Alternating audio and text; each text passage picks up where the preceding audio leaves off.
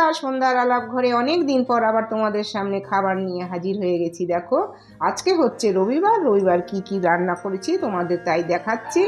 রবিবারের special menu হচ্ছে সাদা প্লেন ভাত, আর এটা হচ্ছে ডিম ভাপা, আর এটা শুক্তো, এমনি প্লেন শুক্তো, আর এটা হচ্ছে কলমি শাক ভাজা, শুকনো লঙ্কা কালো জিরে ফোড়ন দিয়ে পেঁয়াজ দিয়ে, আর এটা হচ্ছে বন্ধুরা কাচকি মাছের চচ্চড়ি, আলু বেগুন শিম টমেটো একটু ক্যাপসিকামও দিয়েছি, আর এটা হচ্ছে রুই মাছের ঝাল।